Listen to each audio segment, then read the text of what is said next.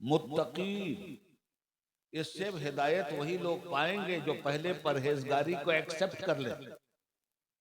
अगर परहेजगार नहीं बने तो कुरान में उनके लिए कोई हिदायत नहीं।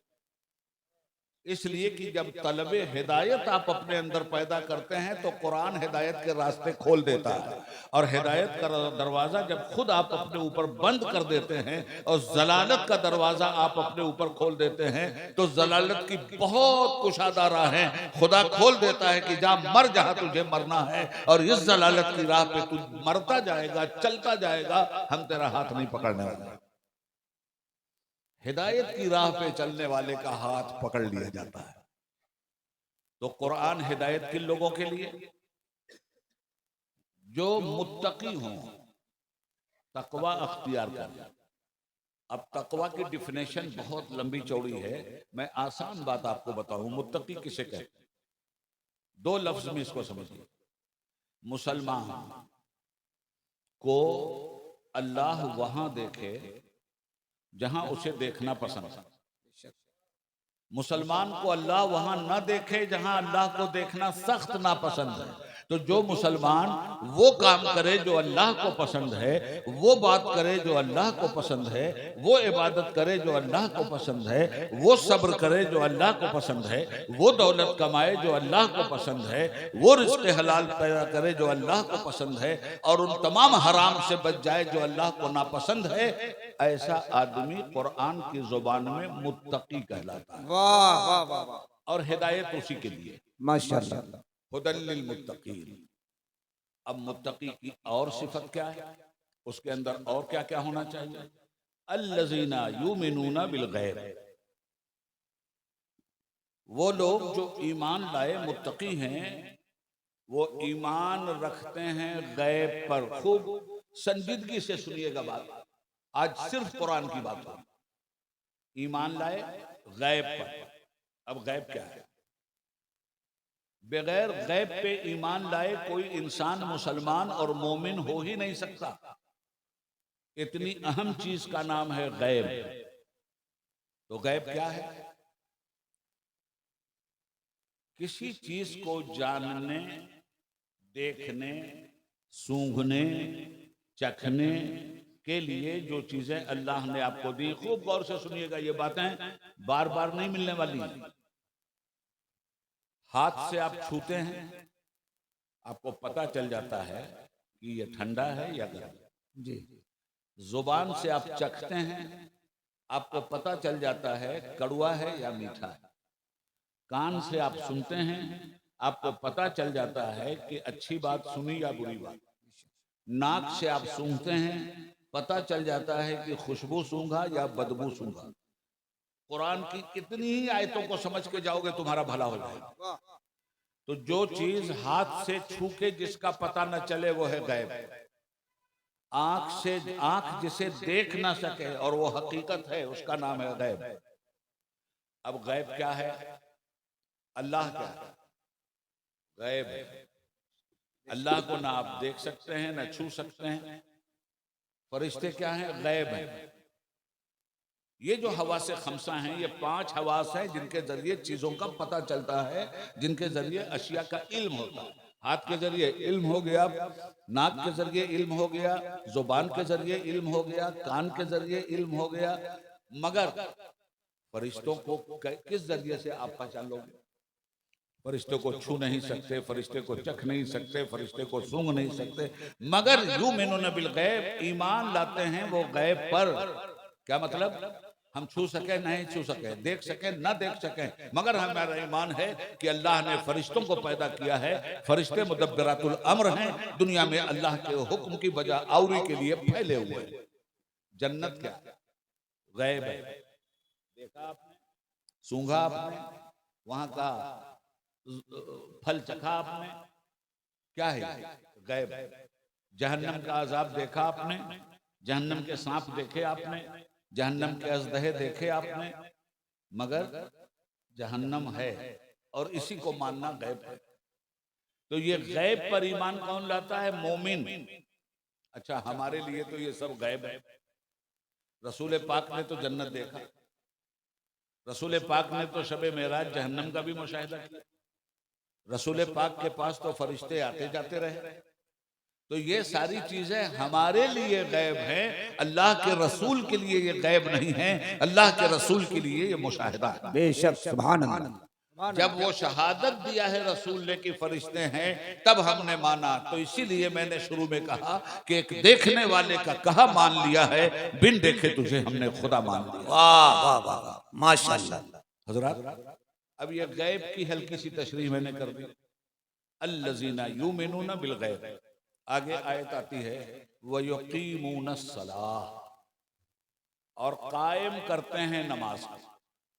बैठो बैठो बैठो, नफ्स को मार के बैठो यहाँ और समझो कि अल्लाह का कलाम तुमसे क्या कह रहा है।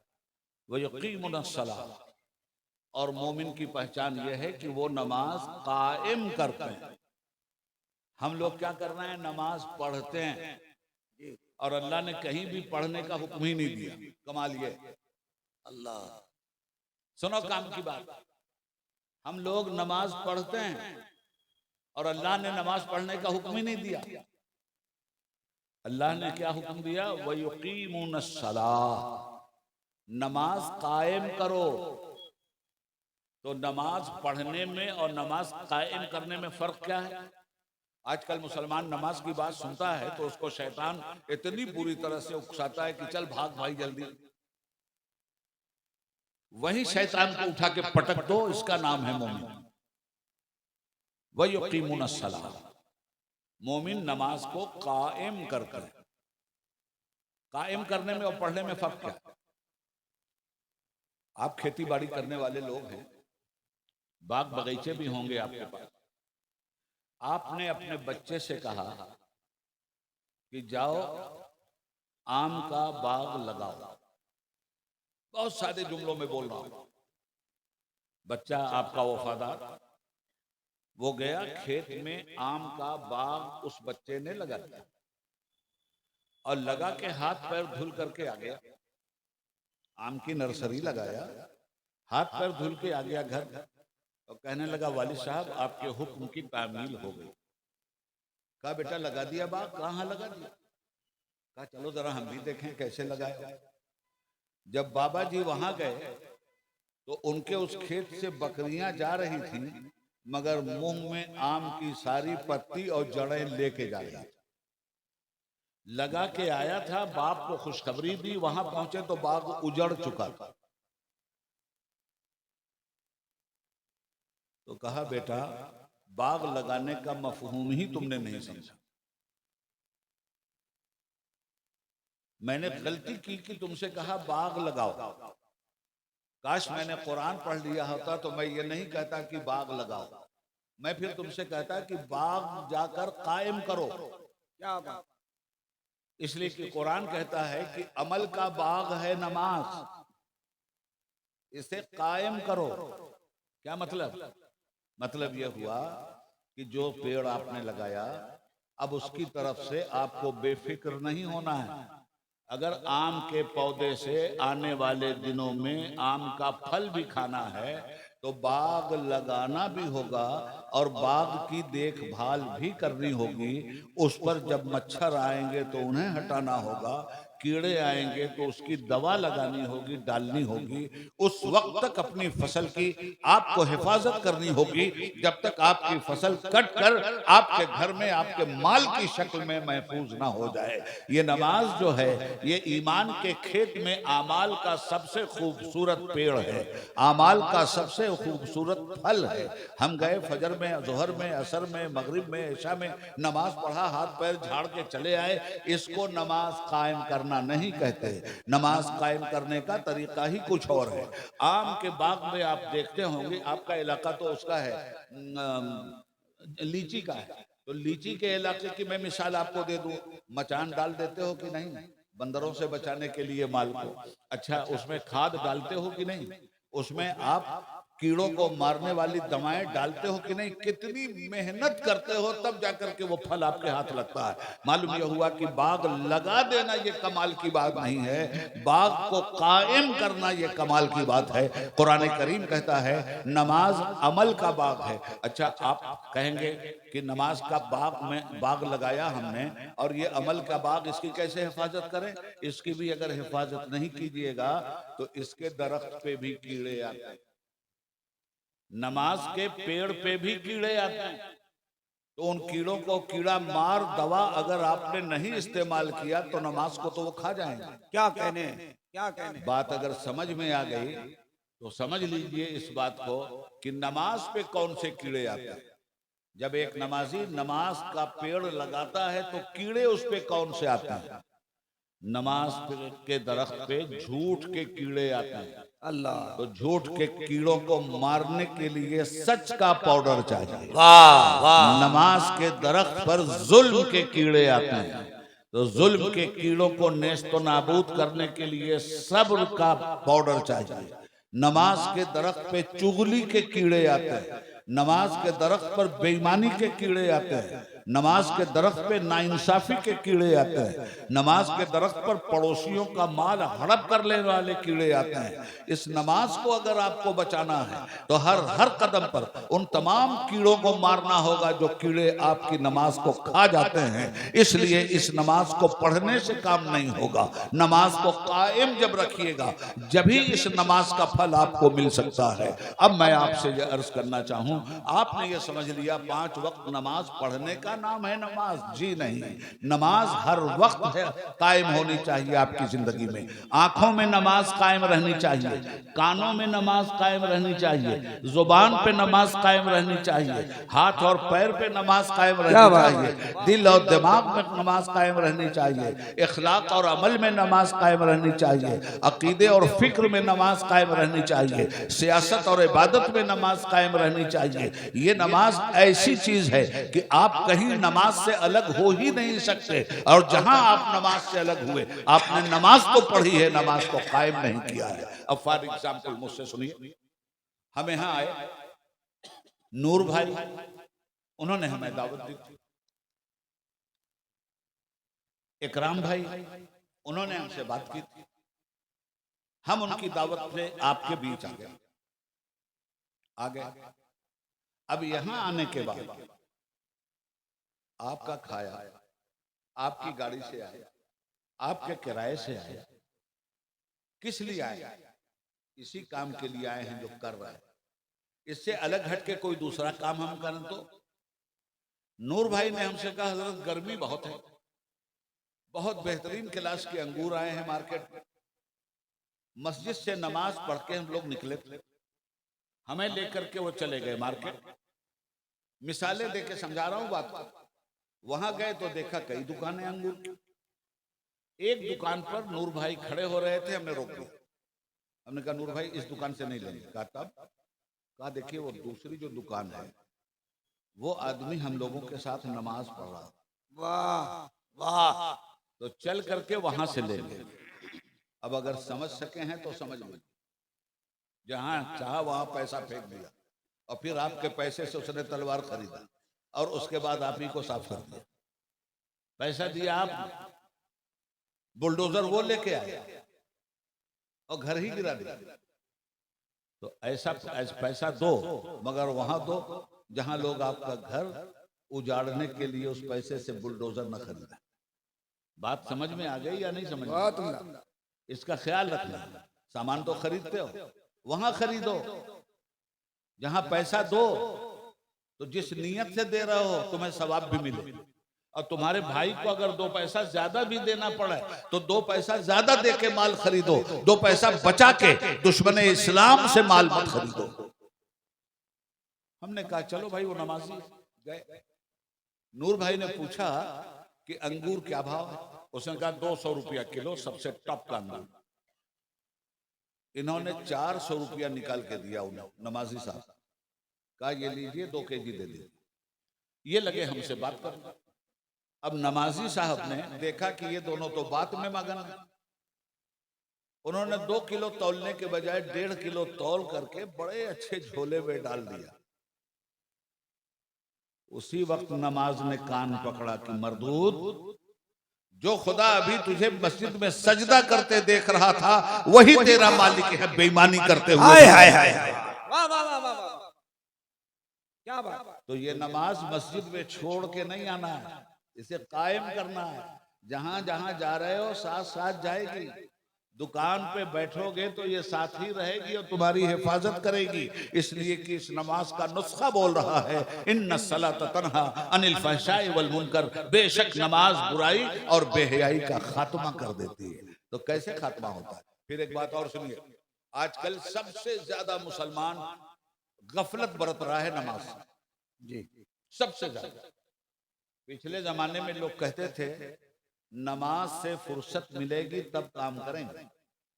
आज का मुसलमान अपनी बदअमली से इतना बेहया हो चुका है कि कहता है काम से फुर्सत मिलेगी तब नमाज पढ़ें।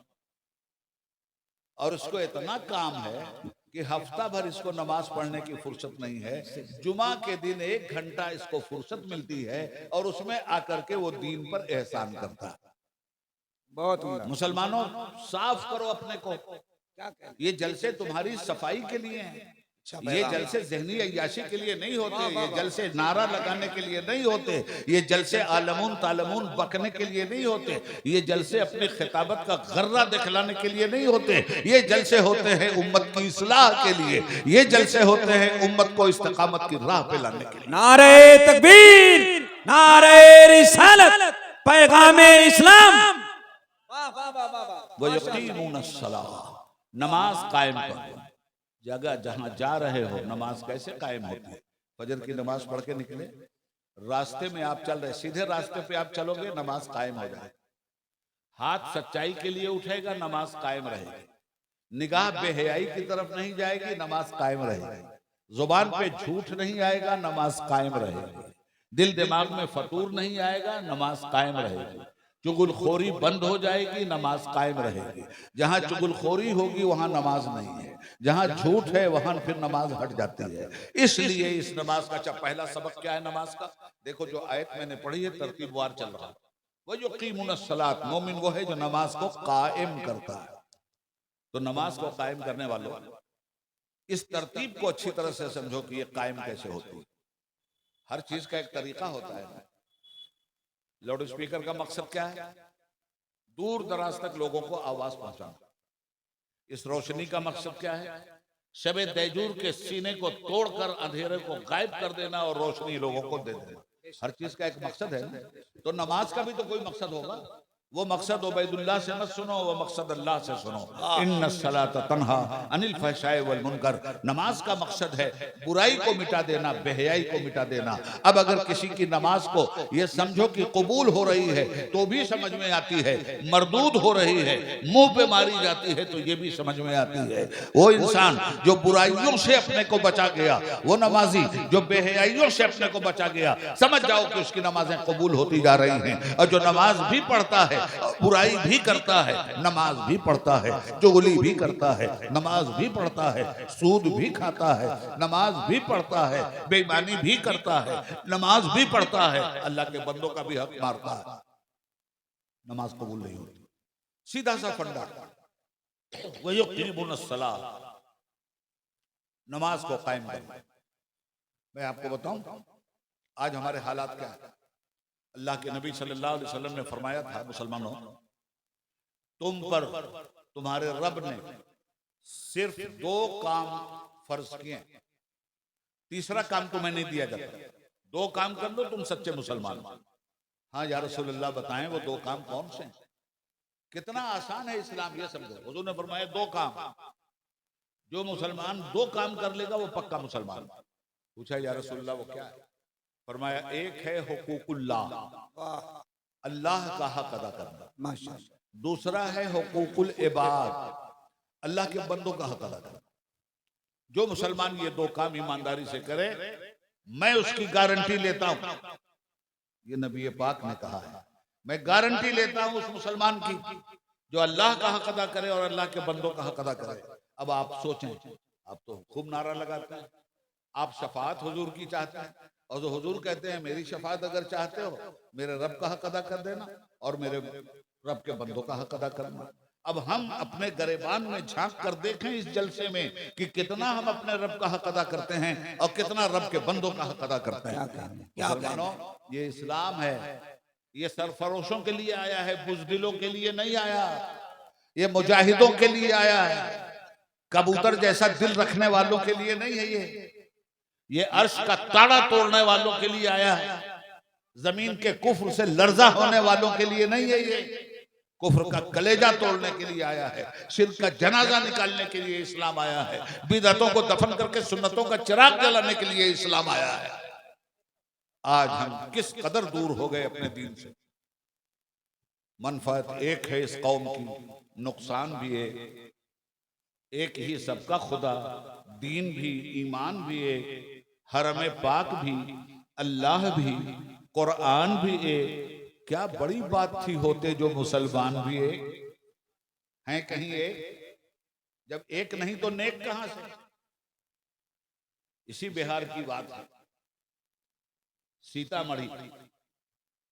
मैं जब बिहार से मेंबर पार्लियामेंट था 1990 से लेकर 1996 तक मैं यूपी से एमपी था और 1996 से लेकर 2002 तक बिहार से एमपी था और 2002 से लेकर 2008 तक मध्य प्रदेश से एमपी था। और पहले ही पीरियड में मैंने मिलादुन नबी की छुट्टी का ऐलान करवाया था। वाह माशाल्लाह। पहले ही पीरियड में 31 मार्च 1990 को मैं पार्लियामेंट पहुंचता हूं। 15 अगस्त 1990 को VP Singh prime minister of India से लाल किले से मिलादुन नबी की छुट्टी का ऐलान करवाता हूं। अर्ज ये करना चाहता हूं कि वो पीरियड था जिस पीरियड में हम अपनी कौम की ये लड़ाई लड़े थे। उससे पहले आपको याद होगा मुसलमान एक प्लेटफॉर्म पे आया था। शाहबानो केस में मुसलमानों ने अपनी कौम के मसाइल को गवर्नमेंट से मनवाने के लिए अपनी एकता दिखलाई थी पूरे मुल्क में। और 1986 में इसी पार्लियामेंट के जरिए हमने पार्लियामेंट सुप्रीम कोर्ट की फुल बेंच के फैसले को लात मरवा दिया था और मुस्लिम पर्सनल लॉ को पार्लियामेंट में बहाल करके दिखला दिया। तो अर्ज ये करना चाहता हूं आपसे कि 2 कदम आप आगे तो बढ़िए, फिरका बंदी है कहीं और कहीं जाते हैं। क्या जमाने में पनपने की यही बात है? तो हमको अपने हालात पर डालनी चाहिए नजर और पक्का यकीन रखना चाहिए अपने परवरदिगार पर। जब आपको कोई मुसीबत आती है तो किसके पास जाते हैं? मुंसिफ के पास। इंसाफ मिला? जज के पास जाते हो, इंसाफ मिला? चीफ मिनिस्टर और चीफ मिनिस्टर के पास जाते हो, इंसाफ मिला? हर दरवाजा खटखटाया और 1947 से लेकर आज तक रो रहे हो कि हमें इंसाफ नहीं मिला। और सच्चाई है कि तुम्हें इंसाफ नहीं मिला। हर पार्टी आई, किसी ने तुम्हें इंसाफ नहीं दिया। हर पार्टी के एमपी आए, किसी ने तुम्हें इंसाफ नहीं दिया। हर पार्टी का चीफ मिनिस्टर आया, किसी ने तुम्हें इंसाफ नहीं दिया। सबके जूते तुमने उठाए, सबकी चमचागिरी तुमने की, सबकी दलाली तुमने की, सबके लिए झूठ तुम बोले, सबके लिए एक दूसरे के खिलाफ चुगलखोरी तुमने किया, सबके लिए जेल तुम गए, सबके लिए लाठियां तुमने खाई। तुम्हें कौन सा गुलाब का फूल इन्होंने दे दिया? तुम्हारी नस्लों को बर्बाद किया इन्होंने। मगर मैं तुमसे कहना चाहता हूं, जितना इनके दरबारों में तुम जाकर के गिड़गिड़ाए थे, जितना इन झूठों के दरबार में जाकर तुमने इनको हाकिम समझा था, एक मर्तबा सच्चे दिल से उसके दरबार में तुम आ गए होते जो हाकिमों का हाकिम है। अलैहिस्सलाहु बिअहकमिल हाकिमीन, अल्लाह से बड़ा हाकिम कौन है? उस हाकिम का भी तो दरवाजा खुला है, उस हाकिम की भी तो अदालत तुम्हारे महल्ले में है, उस हाकिम की भी मस्जिद तो तुम्हारे पास है। अल्लाह के हबीब पर जब कोई मुसीबत आती थी तो रसूलुल्लाह उनका दरवाजा नहीं देखते थे, फौरन वजू फरमाते थे और अल्लाह की मस्जिद में सर झुकाकर अल्लाह से कहते थे, रसूल अल्लाह तो अल्लाह से कहें और तुम गैरुल्लाह के दरवाजे पे जाकर अपने ईमान की भी इज्जत खराब करो, अपने इस्लाम को भी रुसवा करो। काहे के हम मुसलमान? किस बात के मुसलमान? वज़ा में तुम हो नसारा तो तमद्दुन में हनूद। ये मुसलमान हैं जिन्हें देख के शर्माए यहूद। किसी एक जाई से अबहदे गुलामी कर लो, मिल्लत अहमद मुरसल को मकामी कर लो। ये नमाज सुनो, ईमानदारी से जो कहना है, 5 वक्त की नमाजें पढ़ो, नमाज से फारिग हुए, एक एक्स्ट्रा सजदा करो अपने मालिक के सामने, हाथ फैला दो, जो कहना है कहो। इरशाद फरमाता है फदऊनी यस्तजिब लकुम, मेरे हबीब मेरे अपने उम्मतियों से कह दो, मेरे हबीब अब मेरे बंदों से कह दो कि ये मुझसे दुआएं मांगा करें, मैं इनकी दुआ सुनता हूं, मैं उसको रद्द नहीं करता। अगर दुआ कभी रद्द नहीं होती, अगर इस दुनिया में दुआ आपकी कबूल नहीं हुई तो आखिरत में वो दुआ आपकी कबूल हुई है, या यहां कबूलियत दे दी जाएगी या वहां कबूलियत दे दी जाएगी। सुनिए, हम लोगों से तो ज्यादा ताकतवर ईमान एक औरत का था। लोग कहते हैं औरत बेअकल होती है। सुनाऊं औरत का वाकया? 8वीं 9वीं सदी ईस्वी में बनु अब्बास की हुकूमत थी। उस जमाने में मुसलमानों का जो बादशाह था उसका नाम था हारूनुर रशीद। हजरत हारूनुर रशीद ने एक दिन अपने वकीलों से कहा, मिनिस्टरों से, कि यार मेरी समझ में एक बात नहीं आती कि सच्चा कौन है झूठा कौन। क्या ये बात आपके जहन में क्यों आई? कहने इसलिए आई कि देखो जो आता है 7 अरशी सलाम 7 फरशी सलाम, हम आपके लिए जान दे देंगे, हम आप पे कुर्बान हो जाएंगे। मेरी समझ में बात नहीं आती कि कौन मुझसे मोहब्बत करता है और कौन मेरी दौलत से मोहब्बत करता है, कौन खुद गरज है और कौन बेगरज है। मोहब्बत के दावेदार तो सब है। क्या मुसलमानों, हम भी मोहब्बत के दावेदार हैं रसूल पाक से, मगर कल अगर रसूल पाक ने छांटना शुरू किया हमको कि तुम्हें तो मुझसे मोहब्बत का दावा था और नमाज मेरी आंखों की ठंडक थी, कभी मेरी आंखों की ठंडक पहुंचाने की तुमने कोशिश नहीं की, और जबरदस्ती या नबी सलाम अलैहि या रसूल सलाम अलैहि। रसूल कहते हैं नमाज पढ़, मैं नहीं या नबी सलाम अलैहि या रसूल सलाम अलैहि। रसूल कहते हैं हराम छोड़, नहीं या नबी सलाम अलैहि या रसूल सलाम अलैहि। रसूल कहते हैं बुराई छोड़, नहीं नहीं या नबी सलाम अलैहि या रसूल सलाम अलैहि। क्या मतलब है? और जो जाहिल है ना, मेरी इस गुफ्तगू को समझ भी नहीं पाते, और जो पढ़े लिखे हैं और उन्हें जहालत आती है, वो कहेंगे देखिए या नबी सलाम अलैहि की मुखालफत। तो उन जाहिलों से तो मुझे कुछ लेना देना नहीं, मगर मैं आपसे कहता हूं, आपका मालिक आपसे कहे, आप गए अपने मालिक पास, मालिक सलाम मालिक सलाम मालिक सलाम। मालिक ने कहा भाई ठीक है, अब जाओ फला काम करो। काम करने जा ही नहीं रहा है, मालिक सलाम मालिक सलाम मालिक सलाम। अब बताइए ये मालिक माना उसने? मालिक माना? मालिक कह रहा है जा वो काम कर, मेरा हुक्म है, हिलता ही नहीं, बस मालिक सलाम मालिक सलाम मालिक। ये तो हम लोग कर रहे हैं, और क्या कर रहे हैं? मालिक कह रहे हैं नमाज पढ़, हम कहते हैं मालिक सलाम मालिक सलाम। मालिक कहते हैं बुराई छोड़, हम कहते हैं मालिक सलाम मालिक सलाम। कल मालिक ने अगर पूछ लिया तब क्या करो? मालिक ने कहा था जिहाद करो तो दस्त है, दरिया भी न छोड़े हमने, बहरे जुल्मात में दौड़ा दिए घोड़े हमने। मालिक ने कहा था मैदान बद्र में आओ तो 313 की किल्लत के साथ आए और कुफार की कसरत और वहदत का झंडा डाल के मुस्कुराने लगे। मालिक ने जहां बुलाया था वहां सरफरोशाने तमन्ना चले गए। सलीबोदार सही दश्त कोहसार सही, जहां भी तुमने पुकारा है जानिसार चले। सुनी जो बागे जरस्तो बकतल गाहे जफा, कफन बदोश हसीराने यार चले। माशाअल्लाह माशाअल्लाह। जहां मालिक ने बुलाया वहां वहां चले, फांसी पे बुलाया तो वहां चले, रसन पे बुलाया तो वहां चले, मस्जिद में बुलाया तो वहां चले, बद्र में बुलाया तो वहां चले। हम खाली कहानी सुना। आज के दौर का बद्र सामने हम खड़े होने के लिए तैयार हैं, आज के दौर का ओहद सामने हम खड़े होने के लिए तैयार नहीं। आज का अबू जहल हमें ललकार रहा है और हम बुज़दिल होकर उसके तलवे चाट रहे हैं। काट देना चाहिए वो पैर जो हमें ललकारे, मगर मुंह में कुरान की जुबान को। ये आईना नहीं देखिएगा तो अपने को नहीं पहचानिएगा। भेड़ियों में बकरियों में रह रह के शेर भी बकरी बन गया। बकरियों में पल रहे हो, कुफ्र की हैसियत लोमड़ी से ज्यादा नहीं है और तुम्हारी हैसियत शेर से कम नहीं है। मगर नजर आई है गुलशन में हवा नासाजगार अपनी, गुले बागे खलीली भेज दे बादे बहार अपनी, तरीके मुस्तफा को छोड़ना है वजह बर्बादी। इसी से कौम दुनिया में हुई बेइख्तिदार अपनी। हमें लाजिम है शाहनशाह बतहा की रजा जोई, वो अपने हो